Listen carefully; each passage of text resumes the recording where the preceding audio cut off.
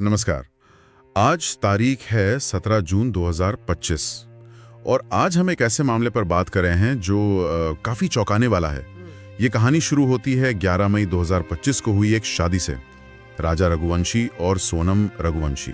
जी, और दिलचस्प बात यह है कि ये रिश्ता एक मैट्रिमोनियल ऐप के जरिए तय हुआ था। हाँ, लेकिन शादी के सिर्फ 9 दिन बाद ही, मतलब 20 मई को जब ये जोड़ा हनीमून के लिए मेघालय गया तो चीजें एक बहुत ही भयानक मोड़ ले लेती हैं। बिल्कुल। हमारे पास इस केस से जुड़े कुछ अंश हैं, honeymoon murder in Meghalaya, a tale of betrayal से, और हम इसी के आधार पर इस पूरे मामले को समझने की कोशिश करेंगे। तो शुरुआत होती है गुमशुदगी से, है ना? जी हाँ।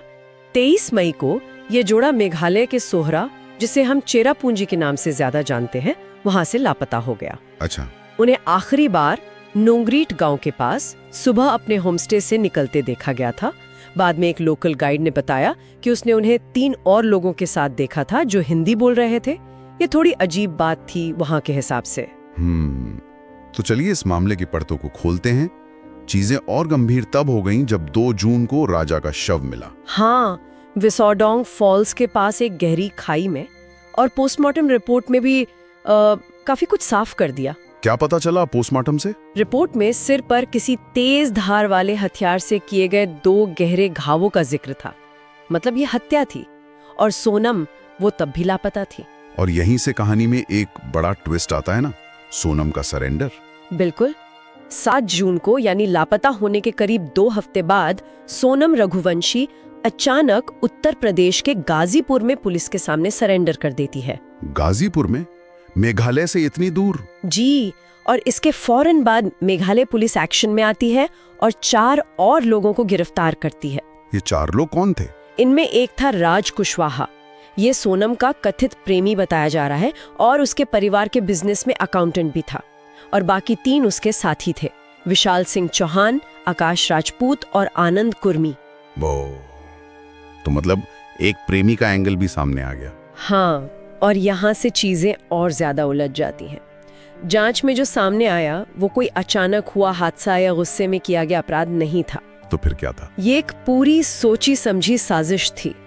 और रिपोर्ट्स के मुताबिक ये साजिश सोनम और राज कुशवाहा ने मिलकर शादी से भी पहले रचनी शुरू कर दी थी, फरवरी 2025 से। फरवरी से, यानी शादी से कई महीने पहले से? जी हाँ, और 18 मई तक, मतलब शादी के सिर्फ 1 हफ्ते के अंदर ही राजा की हत्या का पूरा प्लान फाइनल हो चुका था। बाप रे।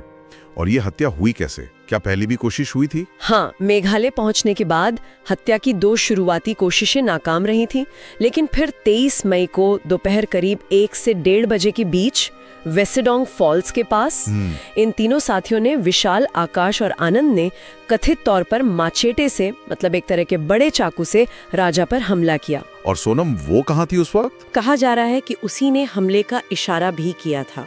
ओ, ये तो बहुत ही डरावना है। जी, राजा की मौत के बाद उसके शव को खाई में फेंक दिया गया।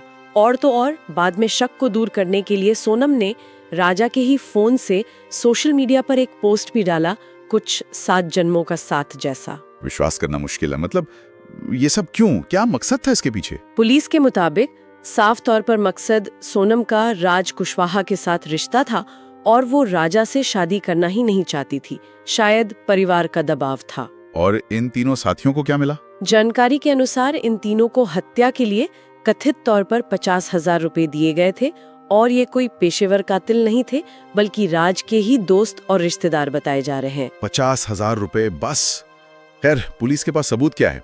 ऐसे मामलों में सबूत जुटाना बहुत मुश्किल होता है। पुलिस ने कई अहम सबूत जुटाए हैं, जैसे खून लगे कपड़े मिले हैं, आकाश की शर्ट, सोनम का रेनकोट। अच्छा। हत्या में इस्तेमाल हुआ माचीटे भी बरामद हो गया है, फिंगरप्रिंट्स मिले हैं, 42 अलग अलग जगहों की सीसीटीवी फुटेज है, कॉल डिटेल रिकॉर्ड्स हैं, और एक टूरिस्ट का वीडियो भी है जिसमें घटना वाले दिन सोनम ने जो शर्ट पहनी है वो कथित तौर पर घटनास्थल पर मिले कपड़ों से मैच करती दिख रही है। लेकिन एक चीज अभी भी मिसिंग है ना? सोनम का फोन। हाँ, वो अब तक नहीं मिला है।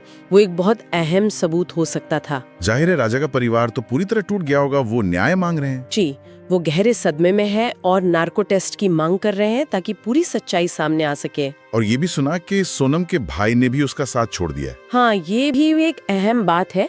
सोनम के भाई ने राजा के परिवार का समर्थन किया है। फिलहाल मेघालय पुलिस की SIT यानी स्पेशल इन्वेस्टिगेशन टीम इस मामले की जांच कर रही है। तो अभी की स्थिति क्या है? आरोपी कहाँ है? ये सोनम और राज अब एक दूसरे पर इल्जाम लगा रहे हैं कि मेन साजिशकर्ता कौन था। ये तो होना ही था शायद। ये पूरा मामला दिखाता है कि कैसे भरोसा इतनी बेरहमी से तोड़ा जा सकता है और कैसे एक पूर्व नियोजित अपराध के नतीजे कितने भयानक हो सकते हैं। सही कहा। तो आखिर ये सब हमें सोचने पे मजबूर करता है ना कि एक रिश्ता जो मैट्रिमोनियल ऐप जैसी मॉडर्न चीज से शुरू हुआ, उसमें विश्वास इतनी आसानी से इतनी बुरी तरह कैसे टूट सकता है। जी, ये मामला उन छिपे हुए इरादों, उन दबावों के बारे में क्या बताता है जो कभी-कभी हमें बाहर से सामान्य दिखने वाले रिश्तों या सामाजिक व्यवस्थाओं में नजर नहीं आते। ये सवाल वाकई सोचने लायक हैं। तो दोस्तों, अगर आपको हमारी वीडियो पसंद आई हो तो प्लीज इस वीडियो को लाइक करें और इसे अपने दोस्तों और परिवारजनों के साथ शेयर करें ताकि वो भी इससे रूबरू हो सके और उन्हें भी सच्चाई का पता लग सके। धन्यवाद।